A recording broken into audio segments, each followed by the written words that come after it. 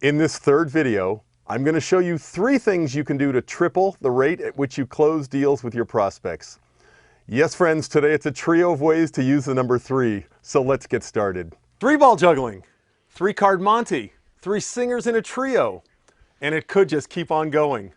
While planning out this third video, the number 3 came to me, and I started playing around with how I could work it in, and well, you just saw what happened. And it's going to show up more. Hey, it's Barry with Showbiz Blueprint, and it is great to be back with you. If you've seen the last 2 videos and are back for this one, I believe you are ready for the big old bomb that I'm going to drop on you today.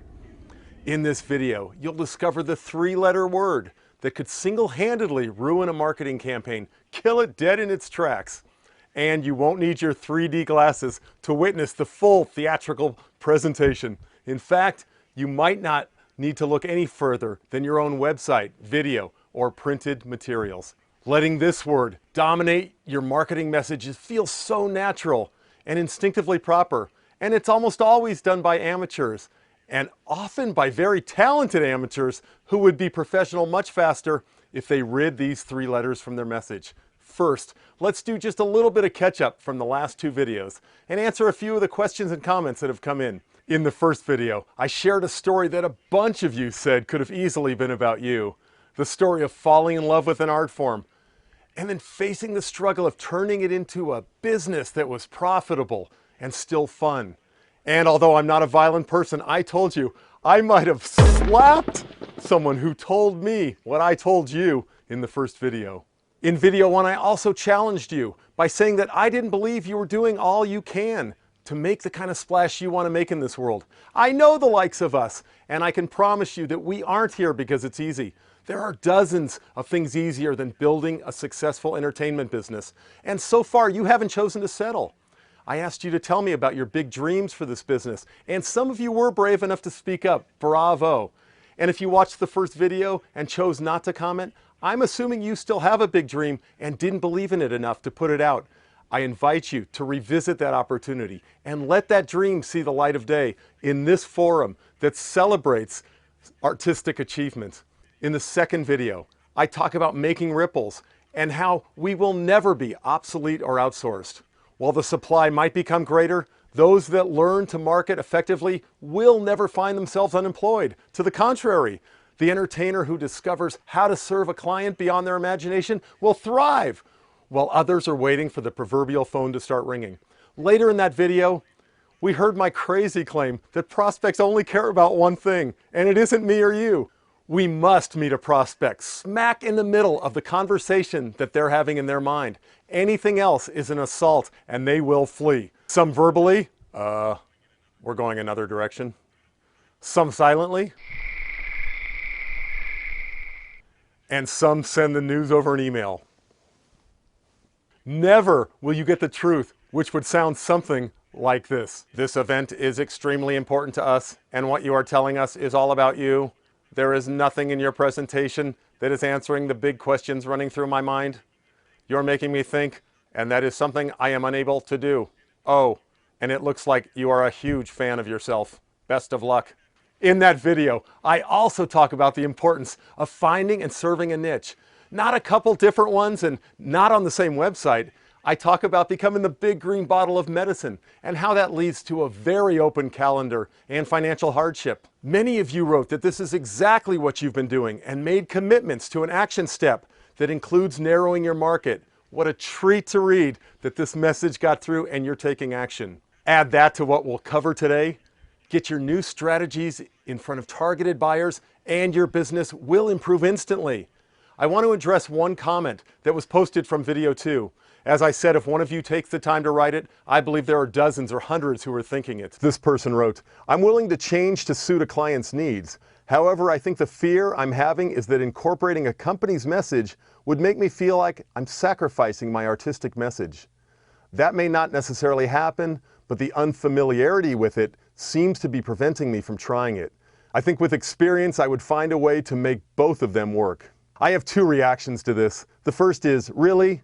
Look, I know this discussion could go on and on with fears and what ifs, suppositions and worst case scenarios. This discussion is always the domain of those that haven't done it. professional entertainers, regardless of the market they're working, will do what it takes to make an audience have the best experience possible. I've juggled Big Macs, washing machine parts, and briefcases. Colleagues of mine have made Cadillacs appear, FedEx vans disappear, and cigarettes light up on cue. All of us are doing it to help a targeted audience understand and engage. This comment opens up a much bigger discussion about fears and how we, without ever having firsthand experience, let it derail us from success before even getting started. This is something I work on extensively with my private clients, using technologies that acknowledge the fear, delete it, and then install an updated belief that serves them in their life. I will tell you that in my experience, it is rarely about the fear, in this case, sacrificing the artistic message, and typically about something older and deeper.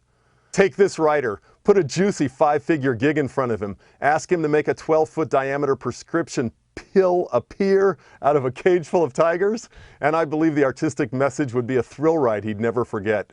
Every successful entertainer does what he can to make the audience's experience memorable. Unless you're Bob Dylan, then it's fine to simply walk out, look down, and sing. Lay, lady, lay, lay across my big brass bed. Oh, gosh, we're back. Hey, it's time. Let's take a swipe at that naughty 3-letter word that I told you will single-handedly take down any message that you pitch to a buyer. How do you know if your materials are infected with ego? Take the simple EGO test. E, everything. It's all about me. G, generalist. I can do it all. O, oblivious. Oblivious to the needs of a buyer. Let's take a quick look at a website through the eyes of a buyer who is looking for an act to turn their event into a masterpiece. I've done my best to hide the identity of this person. This is not a critique on him as a person. I could run this example on hundreds of websites. The only reason I chose this one is because it's Flash, and you couldn't find this on Google even if you put the exact text in quotes. So in addition to being a good example of an ego test, it's a reminder for all of us, the Flash party's over. Send your site back to the 90s for a refund. Sites these days need to be readable by Google and packed with keywords that your prospects are searching. And this is a long discussion we will have on another day. Even a quick glance at this site reveals some items that fails the ego test. First, we see the E, everything about me, my magical art, about me. This, of course, is followed by a we, just for good measures. Next, we tackle the G for generalist. I can do it all. The plea to be all things to all people. Close up to grand illusion. Street magic to mentalism. And finally, the O for oblivious to the needs of the buyer. We enjoy doing shows for all and any occasions. And I note the any in caps just to solidify the lack of focus to a particular market. Believe it or not, the prospect not only doesn't care about where Larry enjoys performing, he isn't even thinking about Larry. Next, we move to the body copy. 5 paragraphs, and 4 of them start with the word Larry, making this piece of writing not only unimaginative, it's clearly not joining the conversation in the buyer's head. And lastly, friends, please don't have music or video start automatically. No one has ever gone to a page and frantically searched to find the button to turn on the music or start the video, only to turn them off. Don't become a pain in the prospect's side that quickly. Give yourself some time to earn their trust. Get under their skin with great photos, excellent copy, and a few sparkling testimonials. In the last video, I promised you that I would tell you why our Carson or Leno footage isn't even featured on our promotional reel. And can you guess why, based on what I just shared?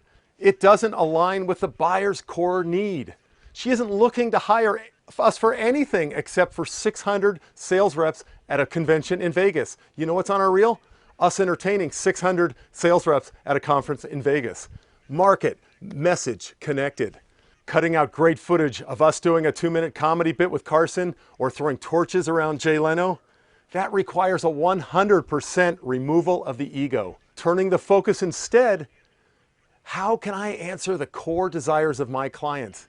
Difficult at first, easy once we saw the results. Letting go of ego was letting go of the anchor that was holding us down.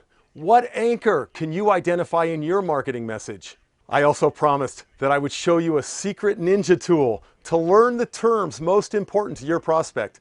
Can you guess what it is based on what you just learned? It's the place where they put what's most important to them.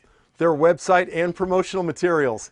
I don't dare talk to a client without spending 5 to 10 minutes taking notes on every word that matters to them. These words are not hard to find. It doesn't matter if you're researching a library, a festival, a college, corporation, association, or special event. The text that they put out is what matters to them.